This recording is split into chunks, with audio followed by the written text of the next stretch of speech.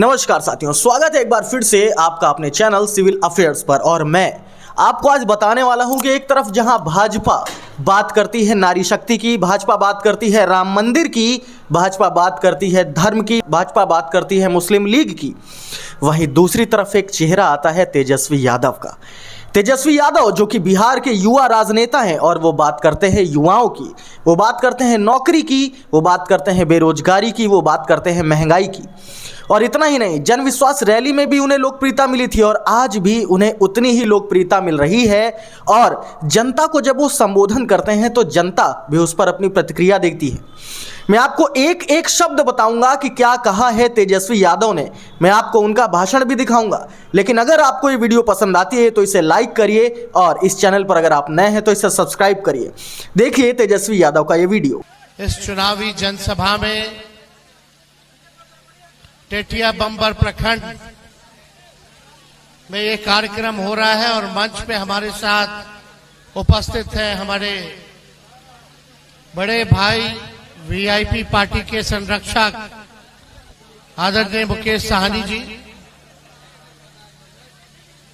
महागठबंधन राष्ट्रीय जनता दल से प्रत्याशी बहन अर्चना रविदास जी, मंच पर उपस्थित हिमांशु चक्रपाणी जी, मंच पर उपस्थित तारापुर के पूर्व प्रत्याशी अरुण शाह जी, मंच पर उपस्थित साधु पासवान जी जो हम लोगों के दलित प्रकोष्ठ के प्रदेश अध्यक्ष हैं, और रामविलास पासवान जी के सबसे बड़े दामाद भी हैं।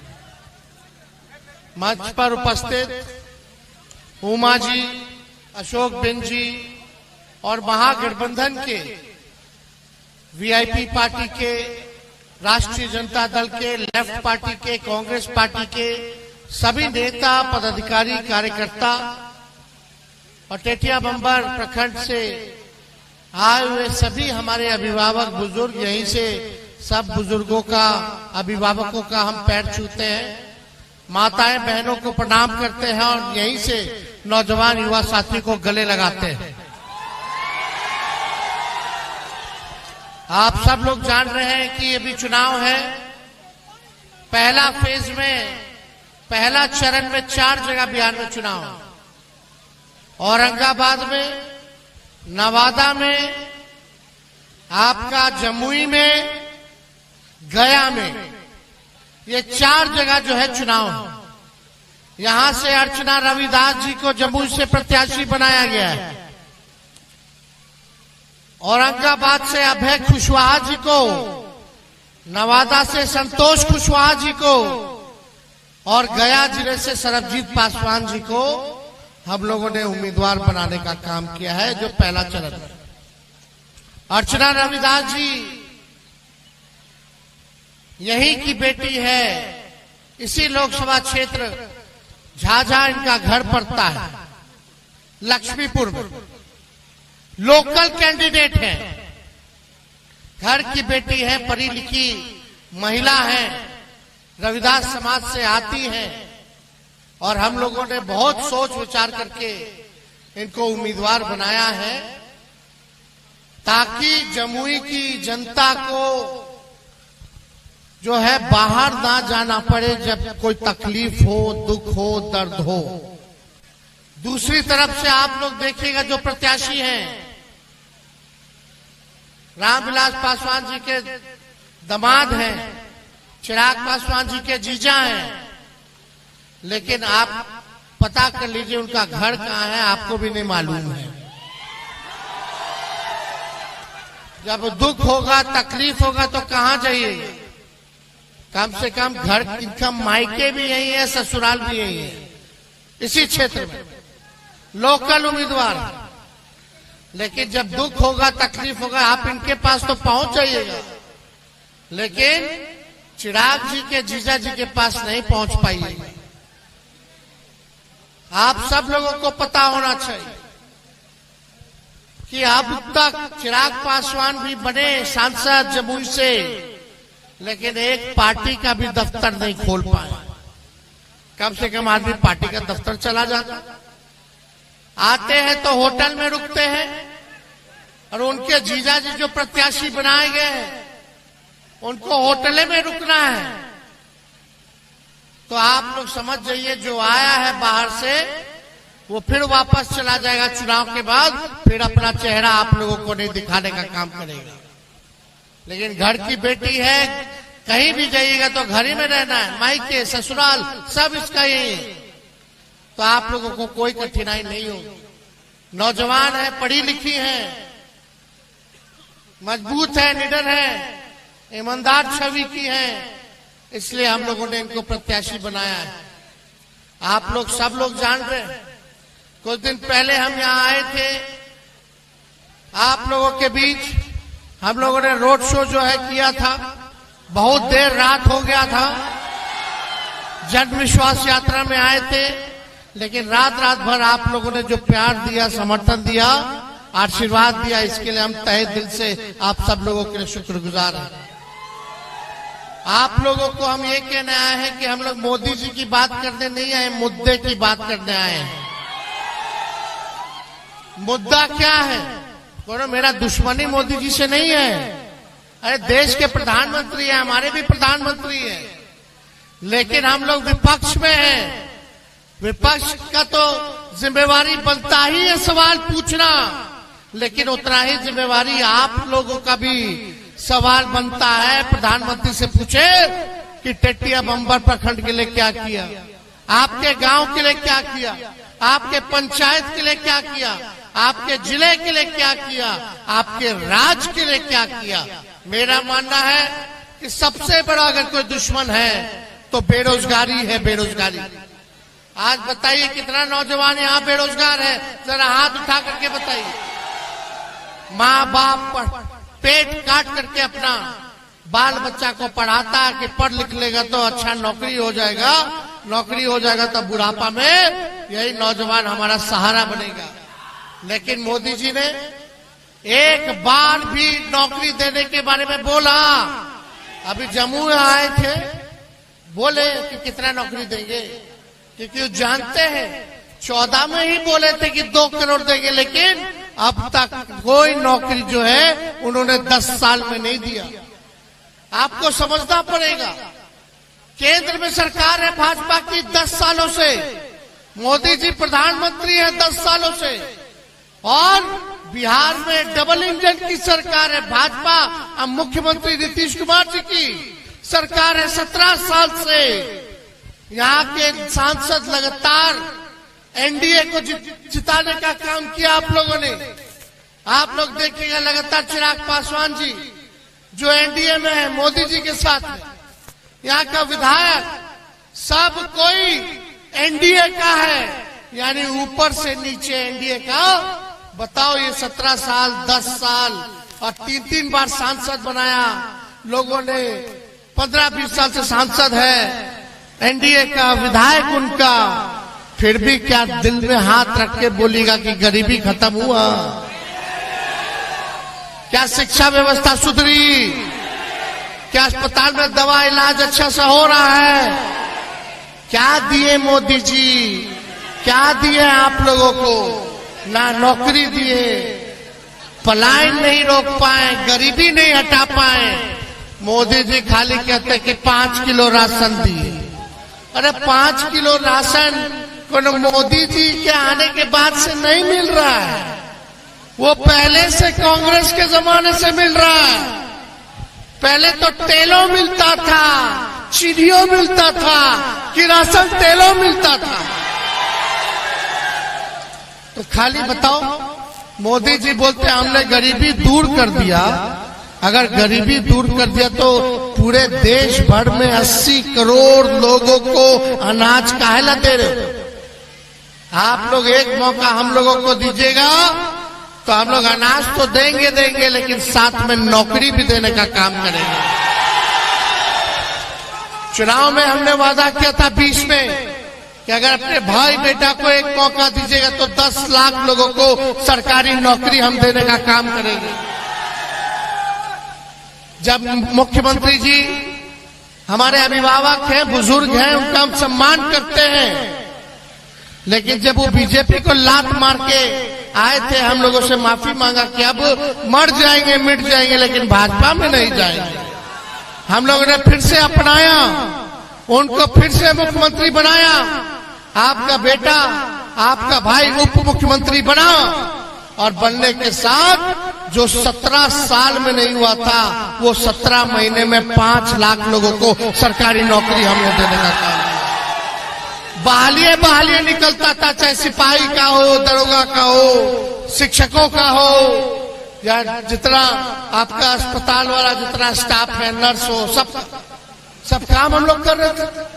बताइए, देश में देश के प्रधानमंत्री, इतने राज्यों में उनकी सरकार है, भारत सरकार है, लेकिन देश का प्रधानमंत्री नौकरी नहीं दे पाया। उप मुख्यमंत्री रहते हुए आपका बेटा ने 5 लाख सरकारी नौकरी दिया केवल 17 महीने में। मोदी जी तो 10 साल रह लिए प्रधानमंत्री, लेकिन बताओ कौन सा बहाली दिया। रेलवे का बंद कर दिया, रेलवे को बेच दिया, वहां भी बहाली अब नहीं निकल रहा। सेना का अग्निवीर योजना ले आया गया, अग्निवीर। बताओ, कोई हमारा सैनिक अगर शहीद होगा तो उसको शहीद का दर्जा मिलना चाहिए कि नहीं मिलना चाहिए? लेकिन अग्निवीर योजना में केवल 4 साल रहेगा, 4 साल के बाद हटा देगा, यानी जवानी खत्म। 4 साल बाद क्या करेगा? और बताइए, शहीद का दर्जा नहीं मिलेगा। 4 साल रहेगा लेकिन शहीद का दर्जा नहीं मिलेगा। कैंटीन में जो उनको मिलता था, कैंटीन की व्यवस्था नहीं मिलेगी। आप लोग देखिए, जो पेंशन है वो नहीं मिलेगा, ग्रेच्युटी जो है वो नहीं मिलेगा, और नौजवानों के साथ, भविष्य के साथ खिलवाड़ किया जा रहा है। अब हम लोग चिल्ला रहे हैं तो बोलते हैं वापस ले लेंगे, वापस ले लेंगे। अरे आप लोग बताइए, क्या कहां से आएगा नौकरी? सब कुछ तो निजीकरण मोदी जी ने कर दिया। जहाज बेच दिया, एयरपोर्ट बेच दिया, रेलवे बेच दिया, स्टेशन बेच दिया, पोर्ट बेच दिया, BSNL बेच दिया, सब कुछ जो है बेच देने का काम किया जो आपका देश का संपत्ति था। ऐसी ऐसी संस्थाएं जो आपको नौकरियां निकलती थी, लोग देख लीजिए कितना तैयारी लोग करता था। आज कहां जाएगा नौजवान, कहां जाएगा? हम लोग काम करने वाले लोग हैं। हम लोग जब आए 17 महीने में जितनी आंगनबाड़ी महिला, जितनी ममता, आशा, टोला सेवक, विकास मित्र, तालमी मरकज, इन सबके मानदेय को हम लोगों ने बढ़ाने का काम किया, दुगुना किया 17 महीनों में। जो नियोजित शिक्षक, 4.5 लाख नियोजित शिक्षक जो आंदोलन करते थे समान काम समान वेतन का, उन 4.5 लाख लोगों को हम लोगों ने सरकारी कर्मी का दर्जा देने का काम किया, यानी समान काम और समान वेतन मिलेगा। हम लोगों ने जाति आधारित गणना कराया, कोई जातिवादी के लिए नहीं, ताकि पता चले कि रे भाई के लोग बा जो दिहाड़ी मजदूर है, कौन लोग हैं जो भूमि नहीं है, भूमिहीन है, कौन लोग है जिसका पक्का मकान नहीं है, कौन लोग हैं जो गरीब है, कौन लोग हैं जो ठेला ढोने का काम करता है, रिक्शा चलाने का काम करता है, कौन लोग हैं जो नाला साफ करता है। तो पता चलेगा, उसी हिसाब से सरकार योजना बनाएगी। जब तक सही पिक्चर नहीं आएगा तब तक पैसा सरकार कहां खर्च कर रही है उसको नहीं पता। हम लोगों ने योजना बनाया था, क्या बनाया था भाई? जिसके घर में नौकरी नहीं मिल रहा है उसको जो है 2 लाख रुपया का मदद हम लोग करेंगे। जिसके घर में नौकरी, जिसका जमीन नहीं है, भूमि नहीं है, उसको जो है 1 लाख रुपया का मदद करेंगे ताकि अपना जमीन ले ले।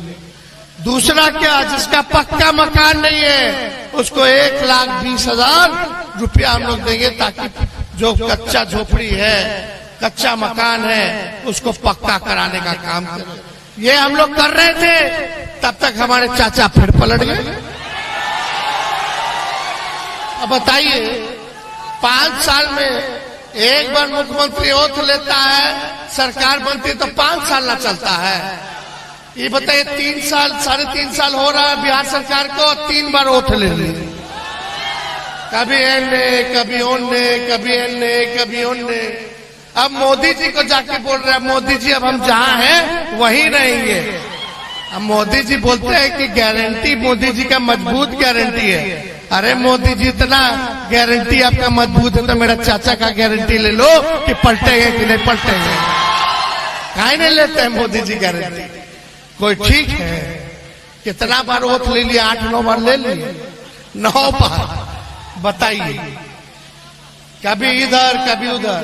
ठीक कह रहा लड़का, मोदी जी का जो गारंटी है ना वो चाइनीज माल जैसा है। 1-2 बार इस्तेमाल कीजिए, खत्म। मतलब जब तक चुनाव है तब तक मोदी जी की गारंटी है, चुनाव के बाद जुमला हो जाएगा। सच नहीं बोलते लोग, झूठ बोलते, केवल झूठ। इसलिए आप सब लोगों के बीच आए हैं, ईमानदार प्रत्याशी जिताइए। देश तरक्की जब तक नहीं करेगा जब तक आपका गांव विकास नहीं करता, और देश के नागरिकों की जब तक तरक्की नहीं होगी, गांव आगे नहीं बढ़ेगा, तब तक देश विकास नहीं कर सकता। आज देखिए किसानों का आय दुगुना करने चले थे मोदी जी, 22 तक आय दुगुना कर देंगे। क्या हुआ? आय दुगुना हुआ किसानों का? कुछ नहीं हुआ। बोले थे पक्का मकान बना देंगे, क्या क्या बोले, किसी को छुपा नहीं है। लेकिन आप लोगों से यही हम कहने आए कि अर्चना रविदास जी को भारी मतों से आप लोग जिताने का काम कीजिए। बताइए जिताइएगा कि नहीं जिताइएगा? दोनों हाथ उठा करके बताइए जिताइएगा कि नहीं जिताइएगा? बताइए, मुकेश सहनी जी बीजेपी में थे, इनको फुसला के ले गया था सब। बताओ, इन्हीं को तोड़ दिया, इन्हीं के विधायक को खरीद लिया, इनके पार्टी को छीन रहा था अभी चुनाव में। लेकिन अब पिछड़ा का बेटा अति पिछड़ा का बेटा साथ हो गया है। अब हम लोग लड़ाई लड़ेंगे। हम दोनों नौजवान हैं, नए सोच के हैं, नया बिहार बनाना है, नौजवानों को नौकरी देना है। तो इसलिए हम लोग सब लोग साथ हो गए। सभी भाई लोगों से अपील है कि एकजुट हो जाइए। सभी पिछड़ा अति पिछड़ा भाई, अल्पसंख्यक भाई, सभी अल्पसंख्यक भाई, सब लोग, गरीब लोग, सब लोग एक हो जाना है और आगे मिल करके लड़ाई लड़ना है। आप लोग लड़ाई लड़ रहे हैं बिन निशात सबकी, ताकि उनको मान सम्मान मिले, उनको आरक्षण मिले, जगह मिले। सरकार बनाइए, उस काम को दोनों भाई मिलकर के पूरा कराने का काम करेगा। तो जिताना है ना रविदास जी को, अर्चना जी को। अरे विजय के माला मुकेश जी को बोले थे दे, नहीं पूरा दोनों हाथ उठा करके, सभी माता बहन सभी हाथ उठा करके बताइए, तो हम लोग दे रहे हैं इनको। और 1 नंबर पर लालटेन है, 19 तारीख को 1 नंबर पर लालटेन है। सभी लोग चुपचाप चुपचाप चुपचाप। बहुत बहुत धन्यवाद। लेकिन संभाल के रहेगा, ये सब हिंदू मुसलमान के नाता है भाजपा वाला। अभी नवरात्र चल रहा है, चैती छठो आई, और आज जो है ईद है। सबको हम नवरात्र का, ईद का बधाई देते हैं। मिल करके रहिए, मिल के रहिए, एक रहिए, शांति रहेगा, अमन चैन रहेगा, तभी विकास होगा। ये भाजपा वाला लोग नौजवान को झंझट वंझट करा देगा, फिर पुलिस पकड़ के ले जाएगा, आप लोग परिवार का लोग परेशान, अलग से पैसा खर्च होगा, वो लोग तलवार बांटेगा, हम लोग कलम बांटने का काम करेंगे, आपके घर को बढ़ाने का काम करेंगे। बहुत बहुत धन्यवाद। जय हिंद। जय श्री प्रसाद यादव जिंदाबाद।